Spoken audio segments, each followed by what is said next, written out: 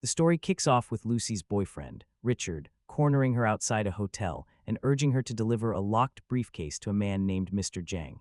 He's vague about what's inside, brushing off her concerns and telling her to just trust him. But Lucy isn't convinced. She presses him repeatedly, what's in the case and why can't he handle it himself? Richard finally gives her a half-baked explanation. He claims it's just documents, nothing dangerous, and insists the case is secured with a code that only Mr. Jang knows. Then he sweetens the deal, saying he'll earn $11,000 for the delivery and is willing to split it with her. He adds that this isn't his first time doing something like this, trying to make it sound routine. Lucy still refuses. She has an exam to prepare for and wants no part in whatever he's hiding. But Richard, growing desperate, takes things to another level. He handcuffs her wrist to the briefcase, forcing her into the situation. He pleads with her to go through with it and even stuffs $500 into her hand as an advance. Angry and trapped, Lucy storms into the hotel lobby, dragging the case along with her. At the reception desk, she asks to meet Mr. Jang, while Richard lingers nervously outside near the glass entrance. Thinking quickly, she gives her name as Richard, knowing that's who Mr. Jang is expecting. The receptionist pauses, then tells her to wait exactly where she is, following strict instructions. Moments later, a group of men in black suits approaches. Without hesitation, they shoot Richard dead at the entrance, casually bribe the receptionist, and seize Lucy. She's dragged upstairs into Mr. Jang's suite. Inside, the scene is horrifying. People are being executed right in front of her. The violence is so overwhelming that she can't help but vomit. Mr. Jang eventually steps forward, his hands soaked in blood, speaking calmly in Korean to his men. Lucy doesn't understand a word, but the danger is clear. Terrified, she tries to explain in English that she's just a messenger, that she was forced into delivering the case, and doesn't even know what's inside. She begs them not to kill her, and pleads for someone who can understand her. Mr. Jang signals for a translator. Once communication is established, he demands to know what's in the briefcase. Lucy insists she has no idea. Unimpressed, Mr. Jang scribbles a number on a piece of paper and leaves the room with his men. The translator tells Lucy to open the case using the code. Meanwhile, everyone else clears out and hides, watching from a distance. Mr. Jang doesn't trust Richard or the situation and prefers to stay out of potential danger. Lucy's hands tremble as she enters the code. She barely knew Richard, they'd only been together for a week, and now she's caught in something far bigger than she ever imagined. Slowly, the case clicks open. Inside are 4 clear packets filled with a strange blue substance. She relays what she sees to the translator, who informs Mr. Jang. To test it, they drag in a man and force him to inhale some of the powder. At first, he struggles to breathe, then suddenly bursts into uncontrollable laughter, drooling as his body reacts violently. The display disgusts Mr. Jang, who immediately shoots him in the head. Satisfied or perhaps intrigued, Mr. Jang turns his attention back to Lucy and offers her a role in his operation. She refuses without hesitation. That decision earns her a brutal beating from his men until she blacks out. The scene cuts to a lecture hall, where a professor is explaining a controversial theory. Humans only use about 10% of their brain capacity. He compares this to dolphins, which use roughly 20%, allowing them to navigate and communicate through highly advanced echolocation. Meanwhile, Lucy wakes up in a dim, unfamiliar room. She's wearing only her underwear, and her stomach is wrapped in blood-stained bandages. Panic sets in as she's informed that a synthetic drug called CPH4 has been surgically implanted inside her abdomen. They assure her that her vital organs are intact, but the message is clear: she's now a courier. Alongside several others carrying the same substance, she's handed a passport and plane tickets to Europe. The threat is explicit. Comply or their families will suffer. Later, on a flight, Lucy forces herself to stay composed, but once they land, 2 men speaking Mandarin escort her. One of them begins to harass her inappropriately. When she resists, he lashes out violently, kicking her in the stomach again and again until the other man intervenes. Those blows rupture the pouch inside her. The blue chemical begins leaking into her system. Almost instantly, her body reacts. She convulses uncontrollably as the drug spreads through her bloodstream at an alarming rate. Back in the lecture hall, the professor continues, theorizing that if a human could access 20% of their brain, they might gain full control over their own body. At 40%, perhaps even influence others or manipulate matter itself. When asked what would happen at 100%, he admits there's no answer. Lucy regains consciousness, but something is different. The drug has changed her. A man enters the room, unaware of what she's become. Lucy uses charm to distract him, then swiftly knocks him unconscious. Free from her restraints, she moves with newfound precision and control. She fights her way out, killing anyone who stands in her path. Her senses are heightened, her actions calculated. She eats hungrily with her hands, as if fueling something deeper. When she's shot, she calmly removes the bullet from her own arm, unfazed by pain, then arms herself with weapons. Outside, she approaches two taxi drivers and asks if either speaks English. When one says no, she shoots him without hesitation. The other, terrified, agrees to take her wherever she wants. As the car speeds through the city, Lucy realizes something astonishing. She can hear conversations happening far away, as if distance no longer limits her senses. And this is only the beginning of what she's becoming. At the hospital, Lucy begins to realize just how far the changes inside her have gone. Languages that once seemed unfamiliar now make perfect sense to her, as if she's always known them. Without hesitation, she walks straight into an operating room in the middle of a procedure and demands immediate treatment. The doctors are stunned, but Lucy is no longer someone who waits for permission. In a chilling moment, she kills a patient on the table, calmly stating that he wouldn't have survived anyway due to a tumor. Her focus is clear. The drug inside her needs to come out. She orders the surgeons to remove it immediately and refuses any form of anesthesia. As the operation begins, Lucy calls her mother, but this isn't a normal conversation. Her voice carries a strange calm as she describes sensations no human should be able to feel. She can sense gravity pulling on her, time moving around her, even the earth rotating beneath her feet. Memories begin flooding back, not just recent ones, but everything. Her childhood, her earliest moments, even the instant she was born. Her mother, overwhelmed and confused, struggles to understand what Lucy is saying. Lucy, however, is at peace. She thanks her mother for everything, for the love, the care, and gently ends the call. When the surgery is complete, the doctors manage to remove most of the substance. Only about 500 grams of CPH4 remain inside her system. One of the doctors explains that this compound actually exists naturally in pregnant women, released in tiny amounts to help a fetus grow. But in the quantity Lucy has absorbed, it behaves more like a catastrophic force, something closer to an atomic explosion within the body. Lucy understands immediately. She knows she doesn't have much time left. Stepping out of the hospital, the world no longer looks the same to her. It's as if reality has peeled back a layer. She can see patterns, connections, invisible threads linking everything in nature. The environment feels alive in a way she's never experienced before. With a new sense of purpose, she goes back to face Mr. Zhang. This time, it's not even a fight. She eliminates every guard in her path with effortless precision and walks straight into his room. Mr. Zhang sits there, composed, unaware that everything is about to end.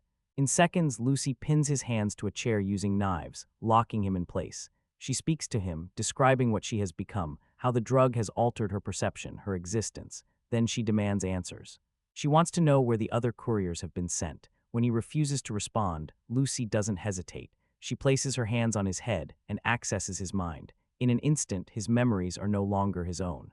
She pulls the information she needs. The remaining carriers have been sent to different cities: Berlin, Paris, and Rome. The destinations are confirmed by the travel arrangements given to them. With that knowledge secured, Lucy moves on. She heads to a friend's apartment and borrows a laptop. As her friend casually asks about her day, Lucy already knows every word that's about to come out of her mouth. Conversations have become predictable to her, almost scripted. She dives into research, searching for answers about what's happening to her. That's when she discovers the work of Professor Nelson. Without wasting a second, she calls him. Lucy tells him she has gone through thousands of pages of his research, every theory, every detail, and explains her condition. At first, he dismisses it, assuming it's some kind of prank, possibly from someone connected to his daughter. But Lucy pushes back. She corrects him precisely, stating she has read all 6734 pages and memorized them completely. To prove it, she takes control of his television, turning it into a live communication channel. The conversation shifts into a video call, leaving him stunned. When he asks how she's doing this, Lucy explains that electronic systems are now basic to her: televisions, computers, phones, radios, even lighting systems. She can manipulate them all effortlessly. Then she reveals something even more unsettling. She no longer feels anything: no pain, no fear, no emotional response. The human experience itself is slipping away from her. At the same time, an overwhelming flood of knowledge is filling her mind, faster than she can process it. She knows she's running out of time. The professor, now fully convinced, gives her a simple but profound suggestion. Pass on what she has learned. Just like a single cell carries information forward through time, she must do the same. Lucy agrees. She tells him she'll meet him in 12 hours. Before leaving, she hands her friend a printed prescription, explaining that her organs, her kidneys and liver, are failing and that changes are necessary to survive. It's delivered calmly, almost clinically. Then she walks away. By now, authorities have marked Lucy as a wanted individual. Anticipating this, she alters her appearance and disappears into the city. She then contacts a military officer, but not through any visible device. Her voice reaches him as if she's standing right beside him. She provides detailed information about the remaining drug couriers, instructing him to take precise notes. She explains how the CPH4 is concealed within their bodies and warns him about the dangers of removing it incorrectly. She also makes one thing clear: she will need those drugs later. The data is sent directly to a detective system. As the traffickers begin arriving at the airport, military forces intercept them one by one, taking them into custody. One attempts to flee, but escape is impossible. He's captured soon after. By this point, Lucy's brain capacity has reached 40%. During a flight, she casually takes a sip of champagne, but something suddenly feels wrong. Sensation vanishes from her hand. It's as if her body is beginning to break apart at a molecular level. Alarmed, she rushes to the restroom. Inside, the feeling intensifies. It's as though she's dissolving from within, her physical form no longer stable. Desperate to stop it, she consumes more CPH4, hoping it will restore balance. Flight attendants knock, trying to get a response, but Lucy remains silent. Some time later, she wakes up in a hospital in Paris. A nurse enters the room and freezes, shocked to see her conscious. She quickly runs out to alert the doctor, and Officer Del Rio, who has been waiting. Lucy calmly gets dressed, preparing to leave as if nothing happened. But before she can walk out, Del Rio and his team step in and block her path. He orders her to stop. Lucy looks at him, composed and controlled, and asks for something simple. She wants to speak with him alone. As the armed officers closed in on Lucy, expecting resistance, what happened next defied all logic. Without even laying a hand on them, she raised 2 fingers, and instantly they dropped unconscious to the ground, as if their bodies had simply been switched off. The room fell silent. Lucy then turned her attention to Officer Del Rio. With calm precision, she extracted a bullet lodged inside him, something that should have required surgery. Once he was stabilized, she asked him for a conversation. Her first question was direct: had the remaining drug packages been recovered? Del Rio confirmed they had and told her where they were being kept. But Lucy, now operating on an entirely different level of awareness, insisted that the drugs were safer in her possession. By this point, her brain capacity had reached 50%. Getting into Del Rio's car, Lucy began tuning into signals around her: phones, networks, invisible transmissions. Within seconds, she locked onto one specific signal and traced it back to Mr. Zhang's location. She told Del Rio to let her drive. He refused. Without even touching him, Lucy shifted him effortlessly into the passenger seat, taking control of the vehicle herself. What followed was chaos. She sped through the streets at extreme speeds, weaving through traffic, smashing into cars without hesitation. Del Rio, shaken, demanded to know how she was driving like this. Lucy answered plainly she had never driven before. But right now, that didn't matter. She just needed to get there. Meanwhile, back at the hospital, Mr. Zhang's forces launched a brutal assault. Officers and civilians were cut down as his men stormed through the building, retrieving the drug packets from the captured couriers. Once each pouch was removed, the carriers were executed without mercy. Police units attempted to respond, but Lucy, sensing their pursuit, manipulated the situation, causing incoming vehicles to crash, clearing her path entirely. Nothing could slow her down. She arrived at the hospital and walked straight into the chaos. Her presence alone shifted the atmosphere. She demanded the case containing the drugs, but the man holding it refused and ordered his men to attack. By now, Lucy had reached 60%. What followed wasn't a fight, it was domination. She moved forward calmly, barely lifting her hands, and every opponent was neutralized instantly. There was no struggle, no resistance. Just complete control. She collected the recovered drug packets and even removed the final pouch herself, finishing what Mr. Zhang's men had started. Del Rio, watching everything unfold, suggested she continue alone. Instead, Lucy leaned in, kissed him briefly, and told him to come with her. She set their destination, Professor Nelson. At that same moment, Mr. Zhang arrived at the hospital, only to find that both Lucy and the drugs were already gone. Lucy contacted the professor again, confirming their meeting. Together with Del Rio, she headed toward the university. By the time they arrived, Professor Nelson had assembled a group of leading scientists, all eager and anxious to study Lucy's condition. As he began introducing them one by one, Lucy calmly interrupted. She already knew who they were. Her mind now held vast amounts of knowledge, far beyond anything humanly possible. To To demonstrate, she placed her hand on one of the scientists and revealed an intimate memory about his daughter, something no stranger could possibly know. The room fell into stunned silence.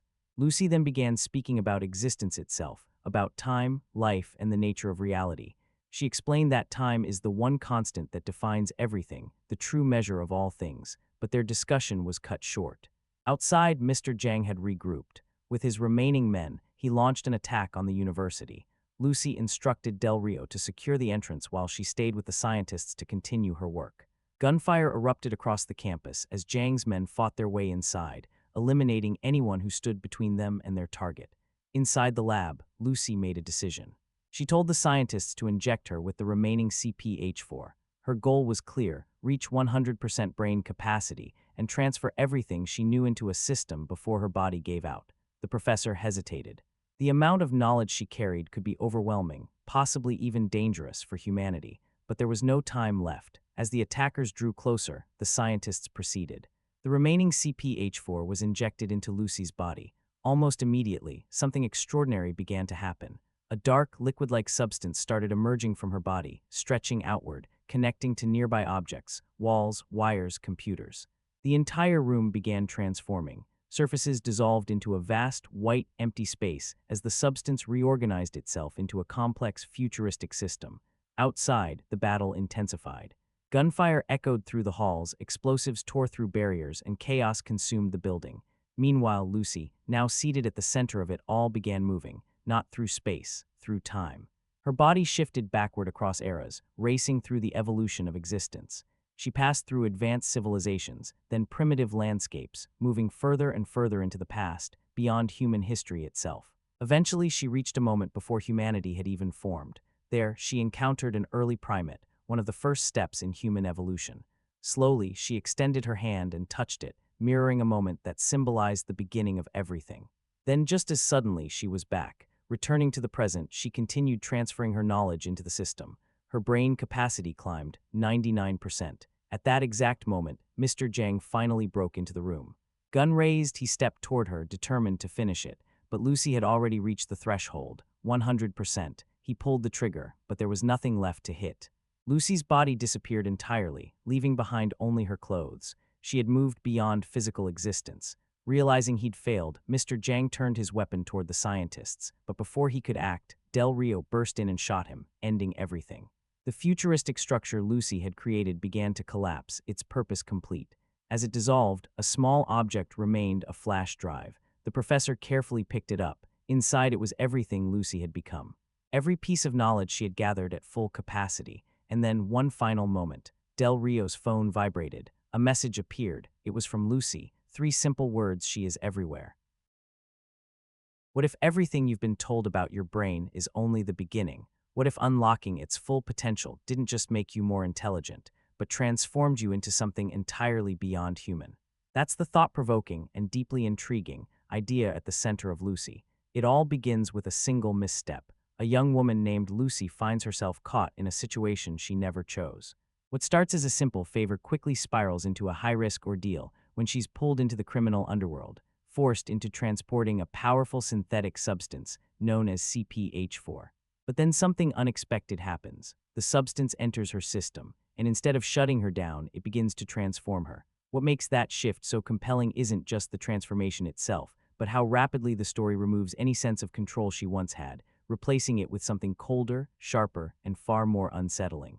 At first, the changes are subtle. Her senses become heightened. Her mind clears. She processes information at an extraordinary speed. But even in those early moments, there's a quiet unease because the film doesn't frame this as a gift in the traditional sense. It feels invasive, like something rewriting her from the inside out. Then almost immediately, that evolution accelerates, rapidly and without restraint. She begins unlocking more of her brain, 20%, 40%, 60%, and with each step, the boundaries of reality begin to blur. Knowledge floods in, physical discomfort fades, time feels altered, control becomes precise and absolute. What's fascinating is how the film treats intelligence not as enlightenment, but as detachment, each increasing capacity pulling her further away from emotion, from instinct, from the very things that once defined her as human. And the question is no longer what she can do, it becomes, what is she becoming? Because this isn't just a story about power. It's a story about evolution, about what exists beyond human limits, and whether crossing that threshold means gaining everything or losing what makes you human in the first place. There's a quiet tension running beneath it all, a sense that every step forward is also a step away from identity, connection, and vulnerability. The film keeps asking, without ever fully answering, whether absolute capability comes at the cost of meaning itself. This is Lucy. The story doesn't stay in one place, and that's intentional. It begins grounded, almost like a straightforward crime thriller. A wrong deal, a dangerous briefcase, a powerful figure controlling events, and suddenly the world feels small, tense, and immediate. You understand the stakes. You feel the danger. There's a raw intensity in these early sequences, where the threat is physical, direct, and unmistakable, but then the narrative starts moving quickly. From the streets of Taiwan, the story expands outward, crossing borders, shifting cities, widening its scope as Lucy herself continues to change. That expansion isn't just geographical, it mirrors her internal transformation as the narrative begins to operate on a larger, more abstract level. What begins as survival quickly evolves into a mission. She's no longer simply trying to escape, she's searching for answers, searching for understanding, and most importantly, searching for the other carriers, because what they hold is the key to what she is becoming. There's an urgency to that search that goes beyond fear. It feels almost instinctive, as if her transformation is guiding her toward something inevitable, something already set in motion. The film subtly shifts her journey from reactive to purposeful, even if that purpose is never fully defined. At the same time, the story introduces a parallel thread, a scientific perspective. While Lucy evolves in real time, we cut to a professor explaining the theoretical limits of the human brain. Lectures, diagrams, ideas. It's the film's attempt to ground the extraordinary, to give structure to something that is clearly expanding beyond control. There's an interesting contrast here between what's being explained and what's being experienced. The academic tone suggests logic, order, and comprehension, while Lucy's transformation feels unpredictable, expansive, almost mythic in scale. On paper, this dual structure should work seamlessly. You have two tracks. One is the action-driven journey across continents, and the other is the intellectual framework trying to explain it.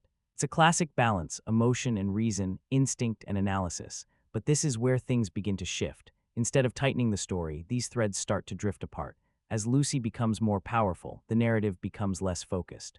The objective becomes harder to define. The journey begins to feel less like a destination, and more like a sequence of moments pushing her forward. Each scene becomes less about progression and more about escalation, as if the film itself is trying to keep pace with her transformation. She moves, she learns, she evolves, but the reason behind it all starts to blur. Is she trying to survive, to understand, to transcend? The film keeps moving, but its direction becomes increasingly abstract.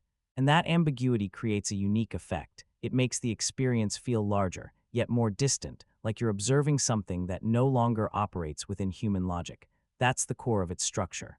Lucy begins as a tightly constructed thriller, then gradually expands into something bigger, stranger, and far less contained. It's not just a story traveling across the world, it's a story dissolving its own boundaries as it grows. If you've seen a film by Luc Besson before, you already know this won't follow conventional rules, because Besson doesn't just tell stories, he stylizes them, and Lucy may be one of the clearest examples of that approach. At first glance, it appears to be a sci-fi action thriller. You have criminal elements, high-pressure situations, a ticking clock, and a central character caught in the middle. But as the film progresses, it begins to shift, stretching beyond a single genre into something far more fluid. That refusal to stay within boundaries is what defines its identity, even when it risks losing clarity. This isn't just science fiction. It's not just action. It's not even purely fantasy. It's all of these elements layered together. There's the foundation of a crime story at the beginning. There's the energy of a pursuit-driven narrative in the middle. There's a transformation arc unfolding beneath it all. And by the end, it moves into something closer to abstract, almost cosmic science fiction. That progression feels intentional, as if the film is shedding genres the same way Lucy sheds her humanity, moving toward something that resists simple definition. That's Besson's signature. He builds a world that feels familiar, then gradually pushes it into the surreal. You can sense echoes of his earlier work here as well. The stylized visuals, the heightened characters, the sweeping escalation, it all connects back to films like The Fifth Element, where reality bends just enough to feel cinematic rather than grounded. There's a confidence in that style, a willingness to prioritize sensation over strict coherence. And that's the key idea. Lucy isn't aiming to be realistic. It's aiming to be immersive. It's aiming to be fast-paced. It's aiming to be visually striking. The science doesn't need to be flawless. The logic doesn't need to be perfect, because the experience comes first. And in many ways, that's what defines the film. It's less focused on convincing you and more focused on pulling you into a stream of ideas, images, and sensations that arrive before you even have time to question them. Besson fully embraces bold creative choices, rapid editing, symbolic visual cutaways, heightened action, and moments that feel closer to a graphic novel than a traditional film. There's a restless energy in the way scenes are constructed, as if the film itself refuses to stay still long enough to be neatly defined. Images flash, ideas overlap, and transitions don't always follow conventional logic. They follow rhythm, sensation, and impact. At times, it even feels like multiple genres are colliding on screen at once, not blending seamlessly but interacting with deliberate intensity. And that collision becomes part of the film's identity, because it doesn't try to smooth those edges, it emphasizes them. That's also where the film becomes divisive. For some viewers, this mix feels fresh, energetic, and unpredictable. It creates the sense that anything can happen at any moment, that the film isn't bound by expectations. For others, it feels overwhelming, like too many ideas competing for attention, each one demanding focus without fully settling into place. That tension between ambition and coherence is always present, shaping how the film is experienced. But either way, it's unmistakably his. Lucy doesn't fit neatly into a single category, because it was never designed to. It's a crime thriller that evolves into a sci-fi concept piece, a transformation story without a larger franchise, and a philosophical exploration wrapped in action-driven storytelling.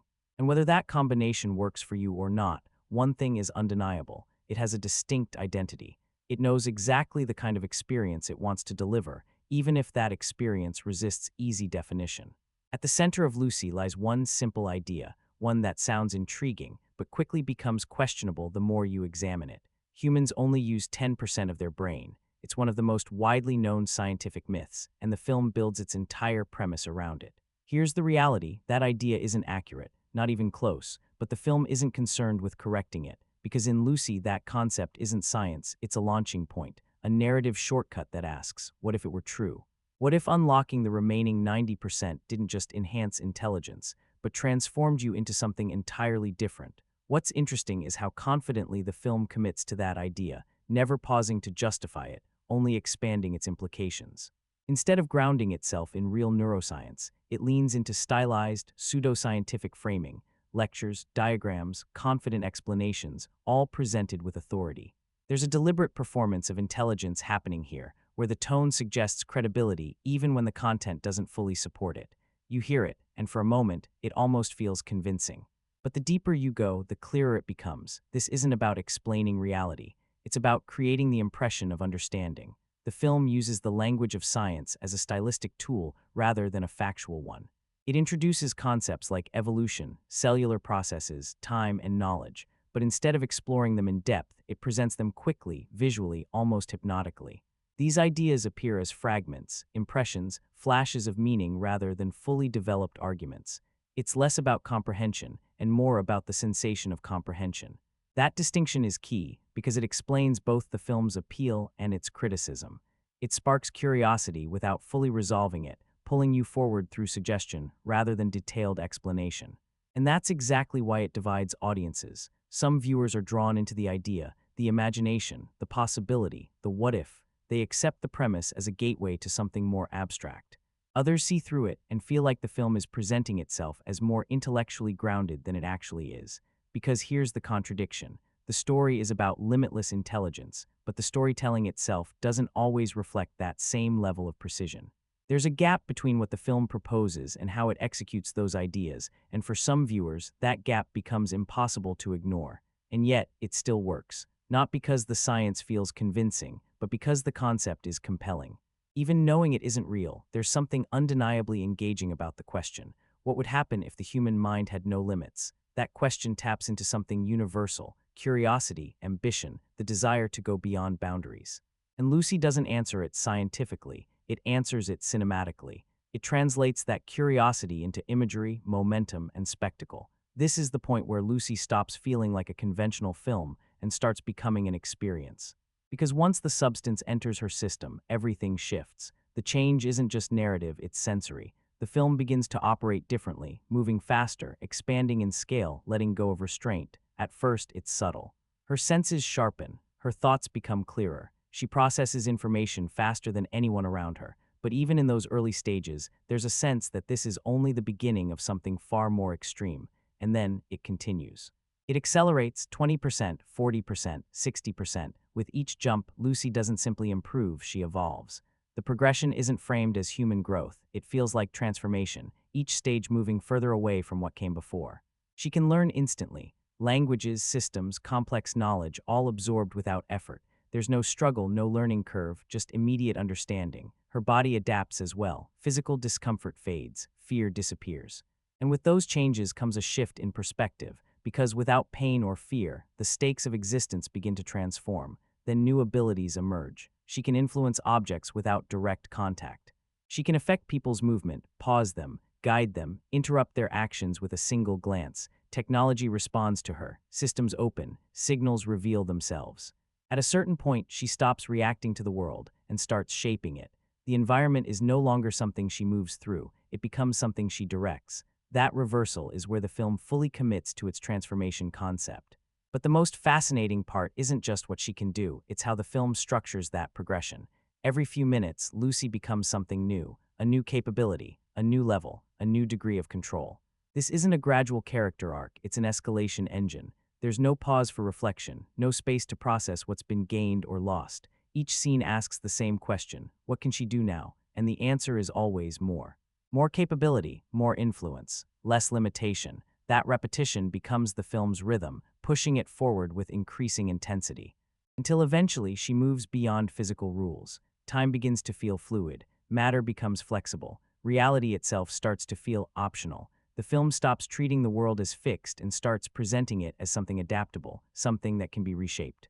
And that's the turning point, because this is no longer about survival. It's no longer about retaliation. It becomes something much larger, transcendence. Lucy doesn't just gain power, she moves beyond the human experience. She steps past it, leaving behind the limitations that once defined her. And once that happens, the story itself begins to struggle to keep pace. Because traditional storytelling depends on limitation, on obstacles, on stakes, on vulnerability. And as those elements fade, the narrative starts to lose its foundation. The more capable she becomes, the harder it is to frame her within a conventional structure. The film has to adapt in real time, just like its central character. This is where Lucy becomes especially compelling, and also where it begins to drift. Because as her abilities grow, the change isn't just physical, it's emotional. And gradually, that emotional layer starts to fade. The shift isn't sudden or dramatic, it's subtle, almost clinical. At the beginning, she feels human. She's uncertain, disoriented, vulnerable. When intense situations unfold around her, they affect her. When she realizes what's happening to her body, there's visible concern behind her eyes. You feel it, you connect with her. There's a relatability that anchors the early part of the film. But as her brain capacity increases, something begins to disappear. Her fear begins to fade. Her emotional responses level out. Her reactions become measured, then distant, then almost entirely absent. But what replaces those emotions isn't emptiness, it's detachment. A sense that she's now operating on a level where human feeling is no longer necessary. That shift creates a growing distance between her and the audience, one that feels intentional, but also risky. Because as she becomes more extraordinary, she becomes harder to connect with on a human level.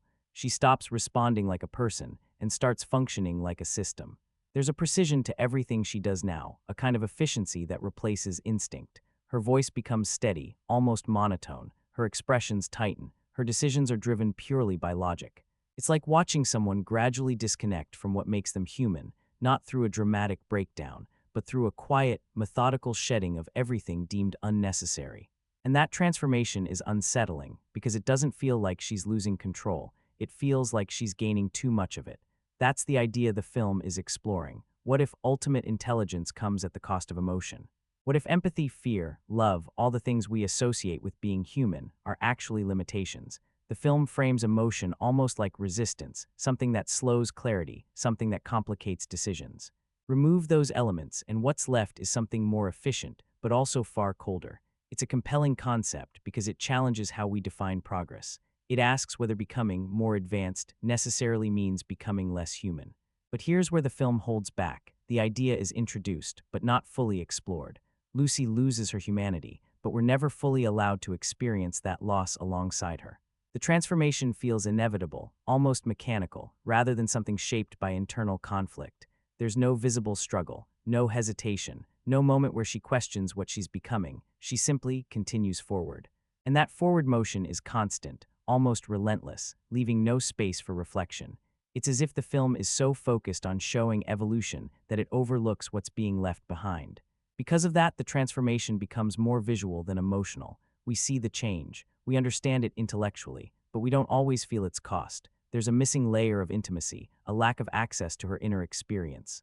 The audience is informed of the shift, but not truly invited into it, and that distinction matters. It changes how we engage with her journey. As her abilities grow, the connection weakens. She's no longer someone we relate to, she becomes something we observe. The film gradually shifts her from protagonist to phenomenon, from character to concept, and that shift is critical. Because once the audience stops feeling alongside the character, the story begins to rely more heavily on spectacle to maintain engagement. The emotional thread softens, and the film compensates by amplifying everything else: scale, pace, visual intensity. So while Lucy's transformation is undeniably fascinating, it also quietly removes the emotional core of the film. She gains everything, but in the process, she may lose the very thing that made her meaningful: her humanity. And the film treats that loss less as a central conflict and more as a side effect, something acknowledged but not deeply examined. For a film this bold, this fast-moving, and this unpredictable, everything ultimately comes down to one question: can the cast carry it? At the center of it all is Scarlett Johansson, because Lucy simply doesn't work without her. She has to portray a character who transitions from a frightened individual to something almost beyond human comprehension. And that's not just a performance challenge, it's a tonal balancing act, requiring her to anchor the film even as it moves further into abstraction. In the opening stretch, she's at her most grounded. The uncertainty feels real. The confusion is clear. You see someone completely out of her depth, caught in a situation spiraling beyond control.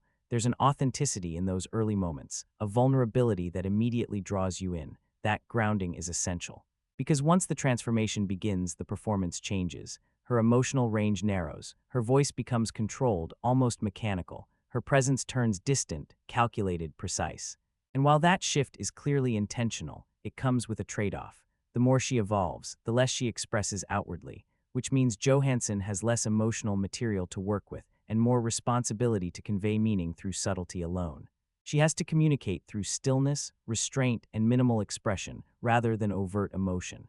And that's a far more demanding space to operate in, especially when the character is designed to become less expressive over time. And to her credit, she sustains it. Even when the narrative pushes into extreme territory, she remains fully committed. She maintains consistency, grounding even the most unusual moments in a sense of control. Surrounding her is a carefully chosen supporting cast. Morgan Freeman appears as Professor Norman, the film's voice of logic, or at least its voice of interpretation. Through lectures and calm explanations, he provides a framework for what's happening as the story expands. His presence adds credibility, largely because of the authority he naturally brings to the screen. At the same time, his role is primarily functional. He serves as a translator for the audience, helping organize ideas that might otherwise feel overwhelming. Then there's Choi Min-sik as Mr. Jang, who introduces a very different energy, intensity. His performance carries unpredictability, a sense that his reactions could shift at any moment. He feels volatile, forceful, and genuinely threatening, especially in the early stages. He represents a grounded source of danger when Lucy is still vulnerable, acting as a physical embodiment of the stakes.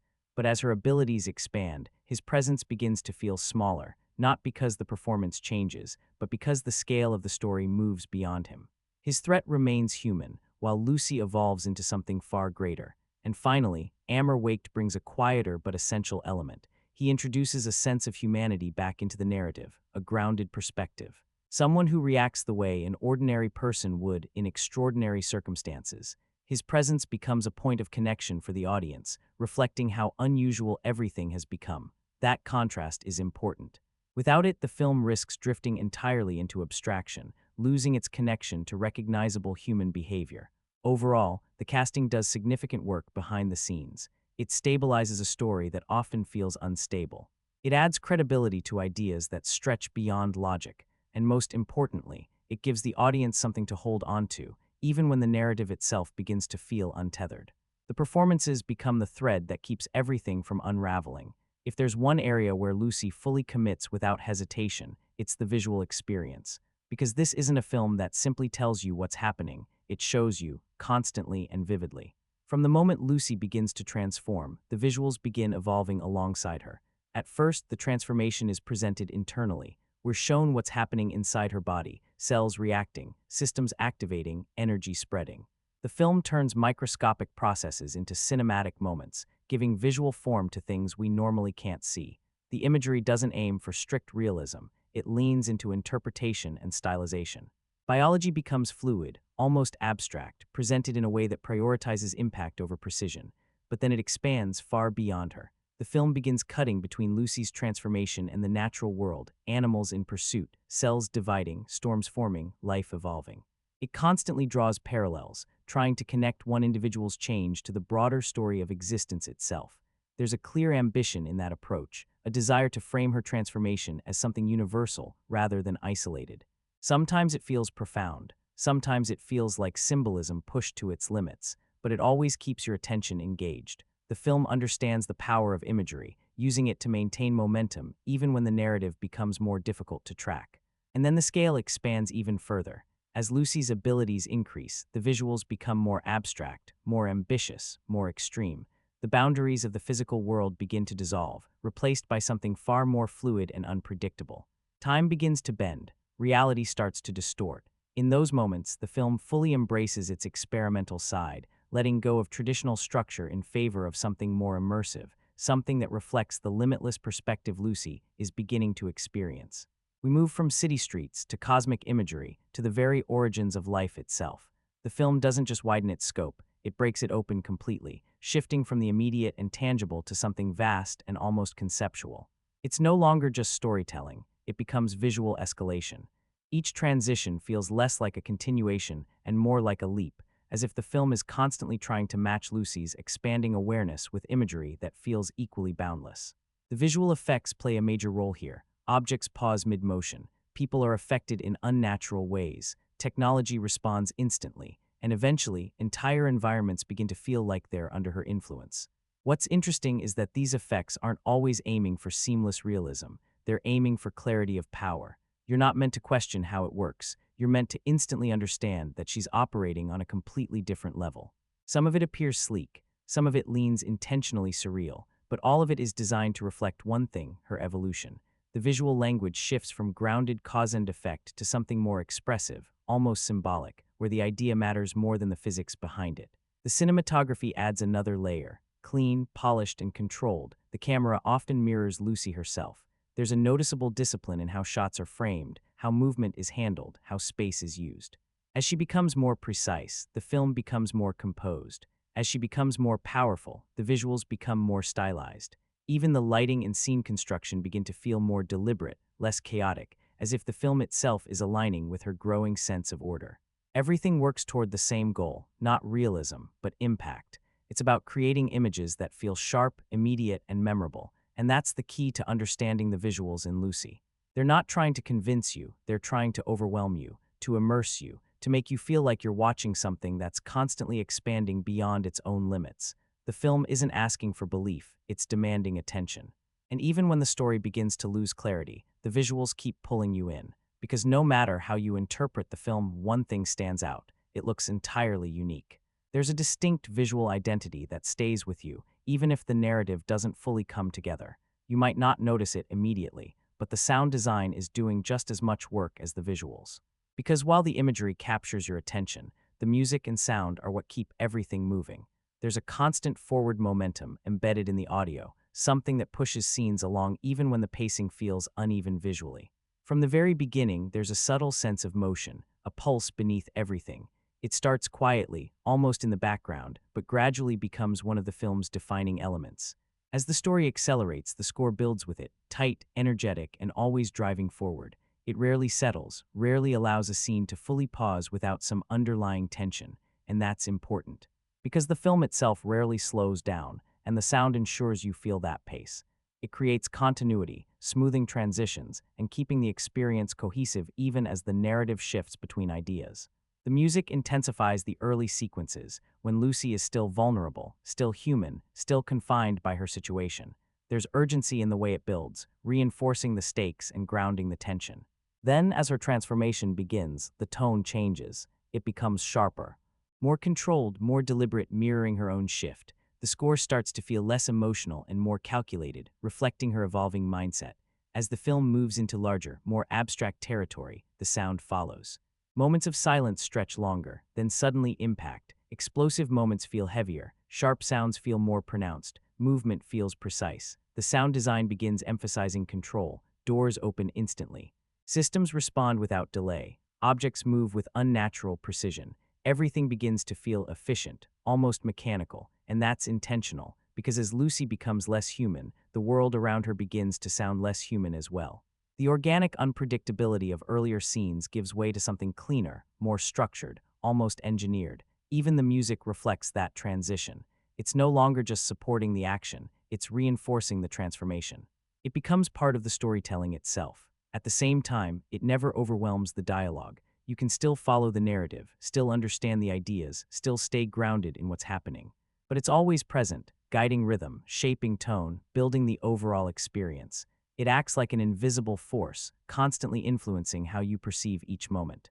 And when the film reaches its most abstract points, the sound doesn't try to explain anything. It simply intensifies the feeling. It leans into sensation rather than clarity, choosing impact over explanation. That's the role of sound in Lucy, not to clarify but to amplify, to take what you're seeing and make you feel it more strongly. Because in a film where logic begins to loosen, sound becomes one of the most powerful tools keeping you engaged. Before Lucy fully transitions into a high-concept sci-fi experience, it begins as something much more familiar, a crime thriller. You have a powerful criminal network, a ticking clock. A woman caught in a situation she can't easily escape. And in those early stages, this is where the film feels most grounded and most effective. The stakes feel immediate, the danger is tangible, and the narrative remains tightly controlled. There's a simplicity to the setup that works in its favor, allowing tension to build naturally. The threat feels real. Opponents aren't just background presence, they're a genuine obstacle. Every move Lucy makes matters. Every decision carries weight. There's a constant pressure in the air, and that pressure drives the action forward. You get confrontations that feel urgent, close-range encounters that feel intense, moments where survival is the only objective. The choreography is direct, focused on impact rather than spectacle, reinforcing the sense that she's outmatched and struggling to keep up. Then the film begins to expand. High-speed pursuits enter the picture, fast, chaotic, unpredictable. The kind where control always feels just out of reach, where the environment itself becomes part of the risk. There's a sense that anything could go wrong at any moment, and for a while it works, because the action is tied to something clear. Lucy is still vulnerable. The audience understands the stakes, feels the risk, and stays invested, but then something shifts. As her abilities grow, the nature of the action changes with it. She stops reacting and starts dominating. The dynamic transforms completely. Opponents no longer challenge her. They barely slow her down. Traditional threats lose their impact, and that's where the thriller element begins to weaken, because action without risk loses its intensity. The film continues delivering spectacle, people being moved, paused, controlled with minimal effort. The scale increases, the visuals become more striking, but the emotional investment begins to fade. The question shifts from will she make it through to what will she do next? And while that can be visually engaging, it's not the same as suspense. Curiosity replaces tension, and that fundamentally changes how the action feels. The antagonistic forces become less imposing, the stakes feel less immediate, and the action, while still present, becomes more about displaying capability than creating uncertainty. It turns into a showcase rather than a struggle. There are still standout moments. The high-speed pursuit leaves an impression, certain confrontations land effectively, but overall, it becomes a mixed experience. Because Lucy begins as a thriller and gradually outgrows it, leaving behind the very elements that once made its action so compelling. And once that shift happens, the action doesn't disappear, it simply changes purpose. From survival to spectacle, the film doesn't lose its energy, it redirects it, moving from tension-driven sequences to moments designed to highlight scale and control. What once felt like a fight to endure now feels like a demonstration, as if the film is presenting Lucy's abilities rather than testing them. That shift is subtle, but it completely reshapes how each sequence is experienced. One of the most effective and often overlooked choices the film makes is its pacing. This isn't a long film. It doesn't stretch itself. It doesn't slow down to explain every detail. From the moment the story begins, there's momentum. There's a confidence in that pacing, a refusal to linger or over-explain. The film seems aware that its premise is fragile, and instead of reinforcing it with heavy detail, it moves past the need for justification. The pacing is tight, almost relentless. Scene to scene, location to location, idea to idea, there's always forward movement. Transitions happen quickly, often without traditional buildup, creating the feeling that the film is evolving in real time. And that works in its favor, because a concept this bold, this exaggerated, doesn't benefit from being overanalyzed. The moment you stop to dissect it too deeply, the illusion begins to weaken. The film avoids that by never giving you time to pause. The shorter runtime keeps the experience sharp. It keeps you engaged. It keeps you from sitting too long with the logic. Before you can question one idea, the film has already moved on to the next. That speed creates energy. It makes the film feel sleek, controlled, always advancing. It gives the impression of precision, even when the structure underneath isn't always as tight as it appears. But there's a traher should feel overwhelming, yet the pacing compresses it into something almost instantaneous. The film introduces ideas about evolution, knowledge, and humanity, then moves forward almost immediately. There's little space to explore consequences, to reflect, or to deepen those themes. What you're left with is a day off. Because while the fast pace keeps things engaging, it also makes the story feel rushed. There's a sense that the film is skipping steps, moving from point A to point C without fully exploring what lies in between. Major ideas appear and disappear quickly. Character moments don't have time to settle. Emotional beats pass by before they can fully resonate. You recognize them, but you don't stay with them long enough to feel their full impact. Lucy's transformation is a perfect example. It's massive in scale, but it unfolds so quickly that you barely have time to process it. The magnitude of what's happening to film that feels fast and engaging on the surface, but slightly thin underneath. It's always moving, but not always developing. The ideas are present, the ambition is clear, but the depth doesn't always match the speed, and that balance defines the experience. The pacing is one of the main reasons Lucy remains so watchable. It keeps the film from collapsing under its own scale. It smooths over weaknesses by never letting them settle. But it's also one of the reasons it never fully reaches its full potential, because sometimes slowing down is what gives a story weight. It's what allows moments to linger, to resonate, to matter, and this film rarely gives itself that space. It chooses momentum over reflection, energy over depth. This is also where the film quietly begins to challenge its own structure, because in any thriller, no matter how stylized or expansive, everything ultimately depends on one key element. Tension, you need resistance, you need uncertainty, you need the sense that something could go wrong. That underlying instability is what keeps the audience engaged, what makes each moment feel meaningful. And in the first half of the film, that tension is present. Lucy is vulnerable. The substance is unpredictable. The people pursuing her are dangerous. Every situation feels like it could spiral beyond control. There's a constant sense of instability, a feeling that she's one step away from losing everything. The central question is clear. Can she make it through this? That question anchors the early portion of the story, giving it a strong emotional foundation. But then her abilities continue to grow, and grow, and grow, until eventually she can do almost anything. The escalation doesn't level off, it continues upward until traditional conflict no longer applies. She can stop people instantly, influence her surroundings, neutralize threats before they fully form, and the moment that happens, the tension fades, not gradually, but almost entirely. Because now the question isn't whether she will make it, it's how effortlessly she will succeed. The dynamic shifts from uncertainty to inevitability. The outcome is no longer in doubt, only the method. And while that can still be visually engaging, it removes the emotional stakes that give those moments their impact. The antagonists, they stop feeling like genuine threats, they become obstacles.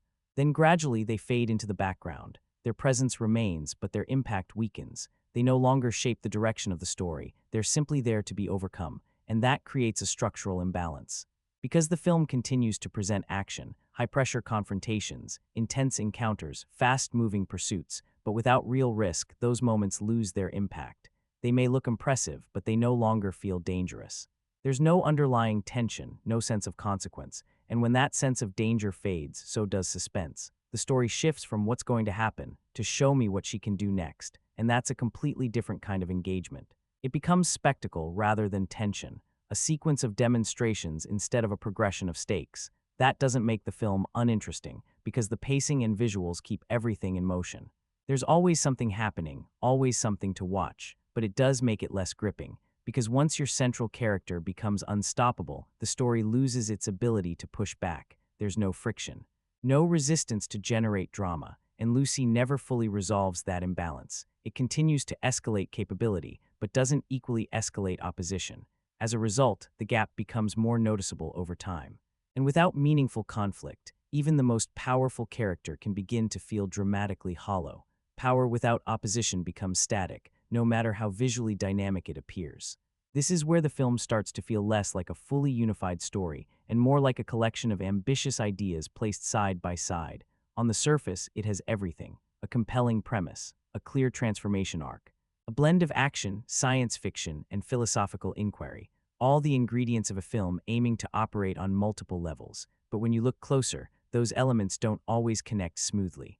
Transitions between ideas can feel abrupt. The relationships between them feel underdeveloped. The writing introduces concepts rapidly: evolution, knowledge, time, human potential. But instead of building them step by step, it moves past them almost immediately. There's an eagerness to present ideas, but not always a commitment to explore them. It often feels like the film is saying, "Here's an interesting concept," and then immediately moving on. There's engagement at the surface level, but rarely deeper exploration. No time to fully develop, no time to expand, just forward movement. And because of that, the narrative begins to feel loosely connected.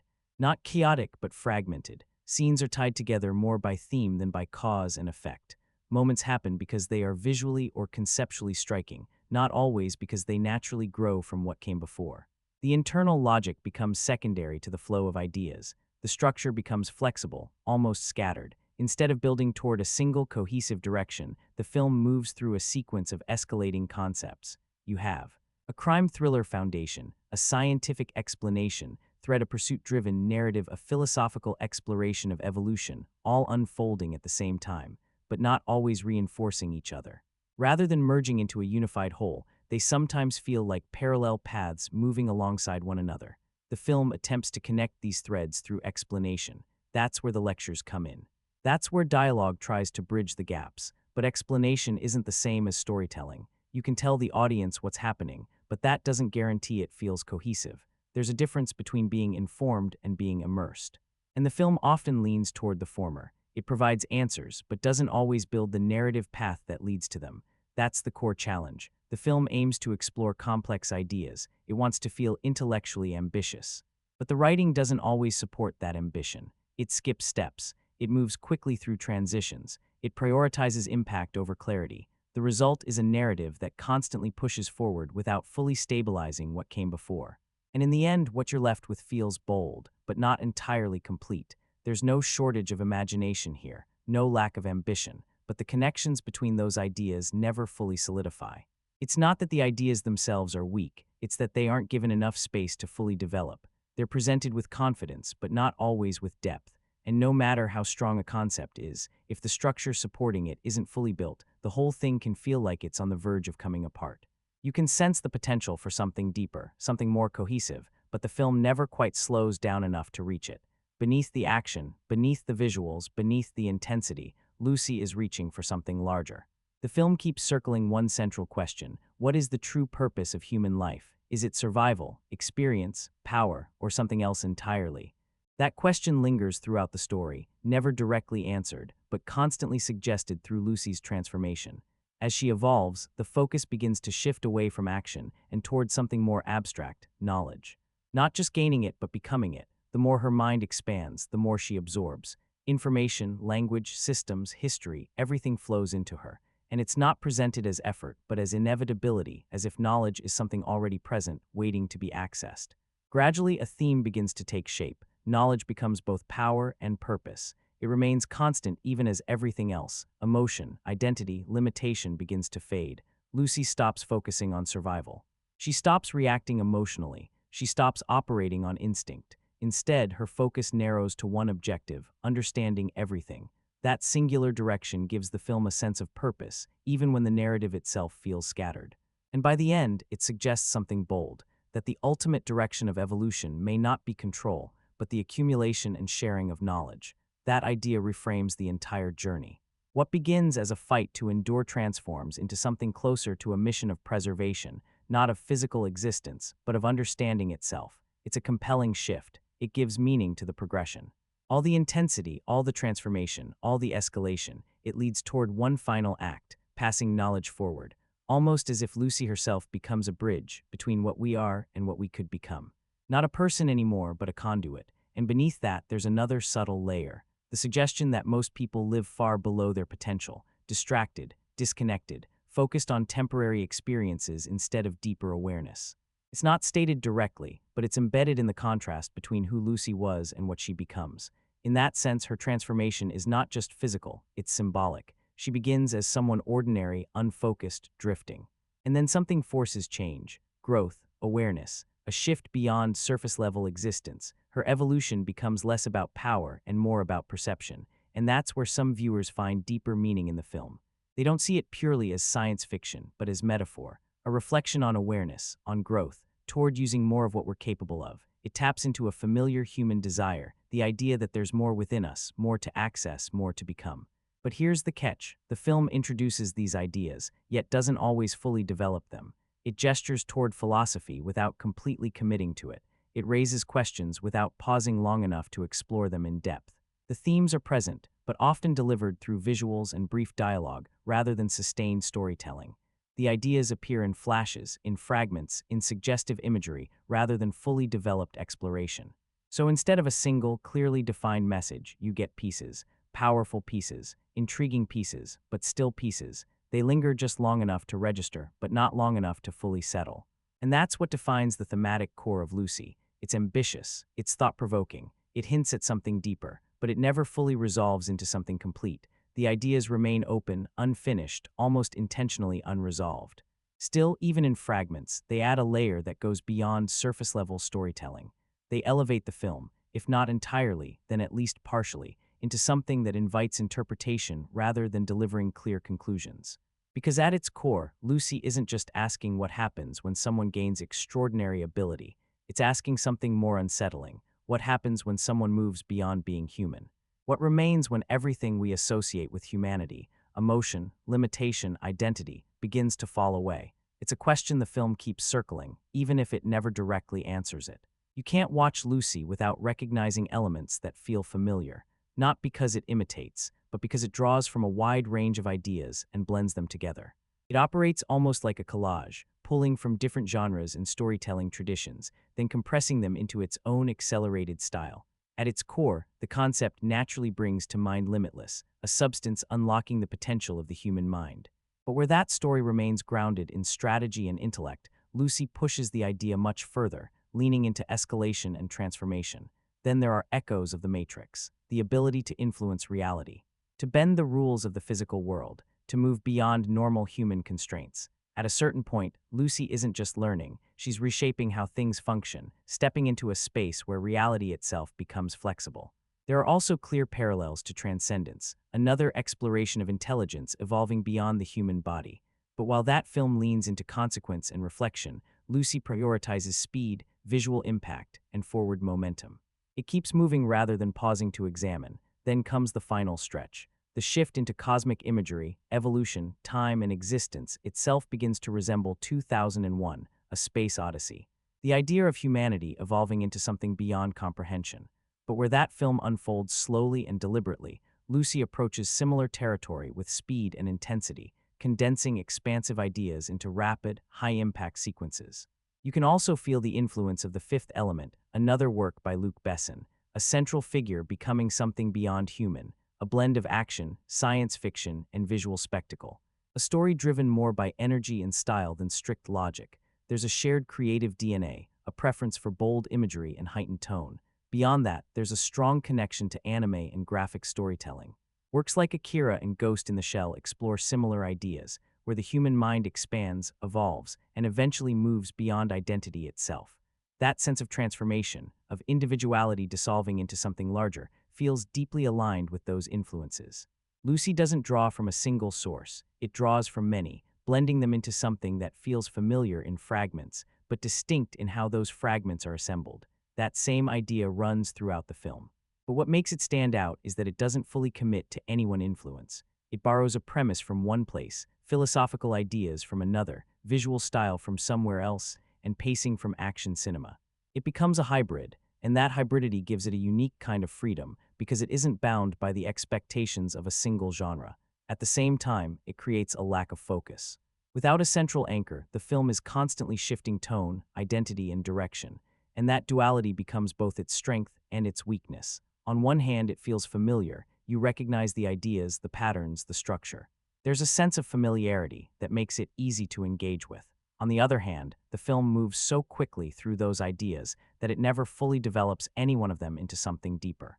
It references, suggests, hints, but rarely settles. Instead, it becomes a collection of large concepts, compressed into a fast, visually driven experience.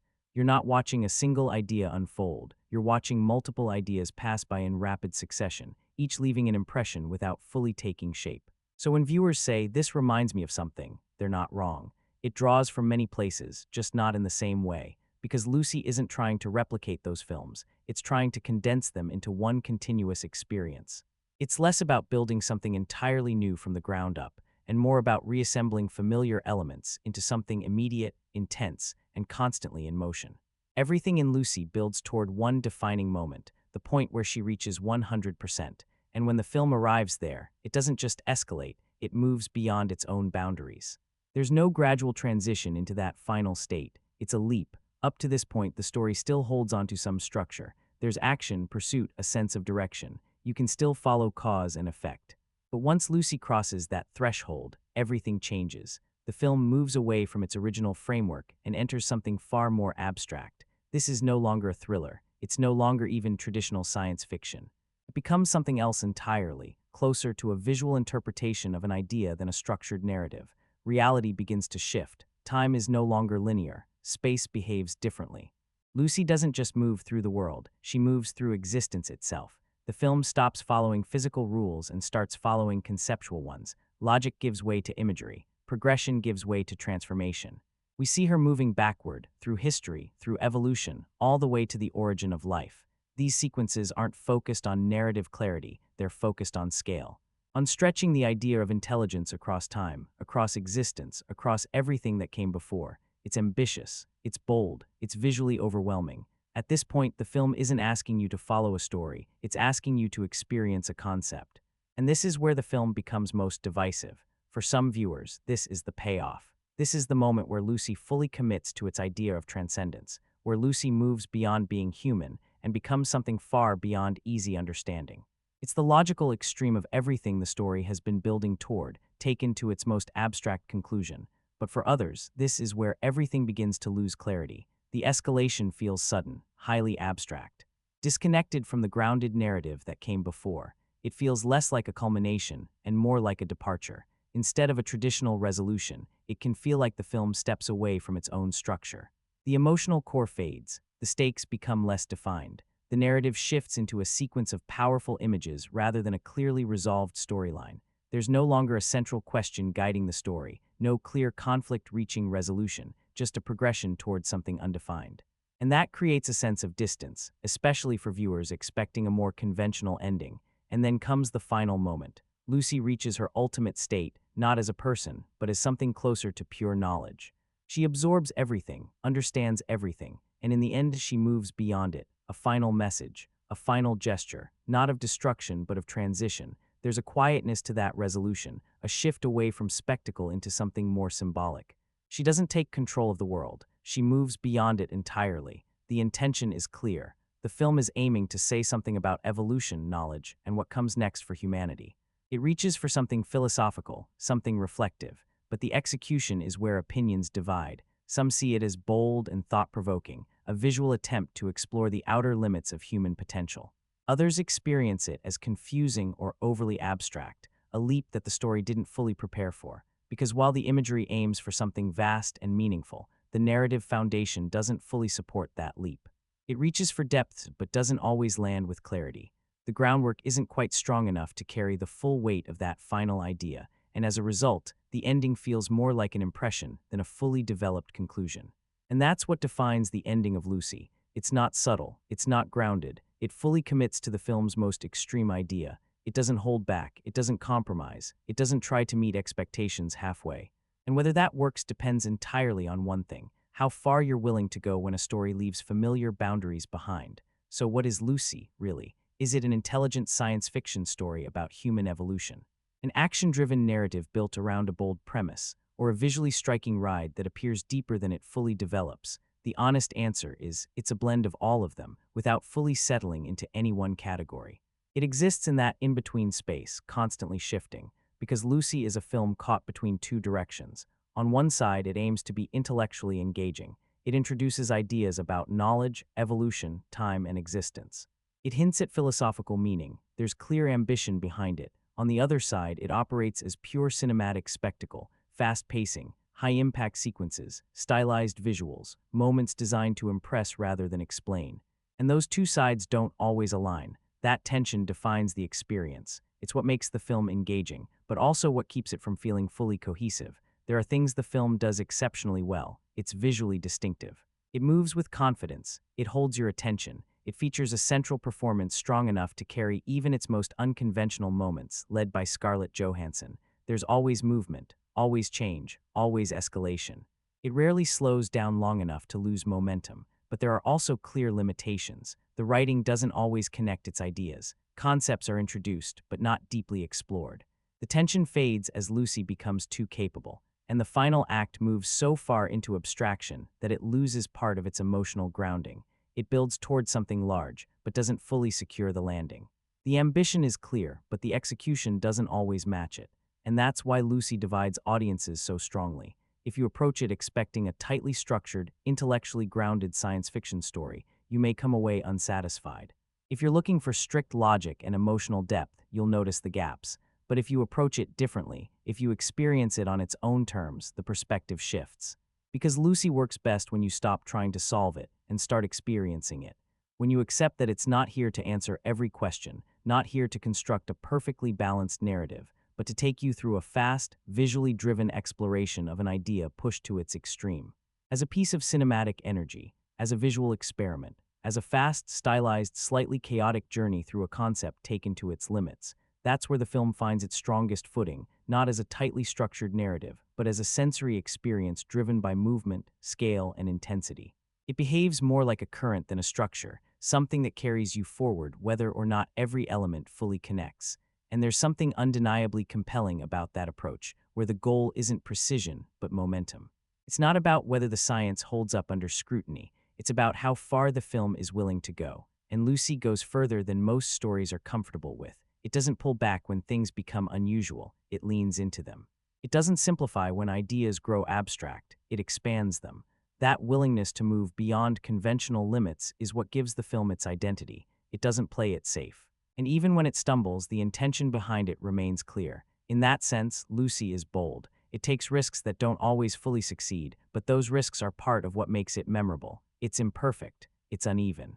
It occasionally pushes ideas beyond what the structure can fully support. But it's also imaginative, visually confident, and consistently engaging. There's a clarity in its style, a commitment to its tone, that keeps it watchable even when the narrative begins to drift. The film understands how to maintain attention, through pacing, through imagery, through constant forward motion. It layers multiple elements together to keep that engagement alive, and that's what ultimately defines the experience. You may question it, you may interpret it differently, you may even find certain moments unexpected, but it rarely loses your attention. It keeps moving, keeps evolving, keeps presenting something new before the previous moment fully settles. It's designed to be felt as much as it is to be followed. It may not unlock 100% of your mind, but it will keep you fully engaged. And sometimes that's enough, because not every film needs perfect structure to leave an impression. Some stay with you because of how they made you feel, how they looked, how they moved, how they pushed an idea to its edge. And for all its imperfections, Lucy absolutely understands how to do that.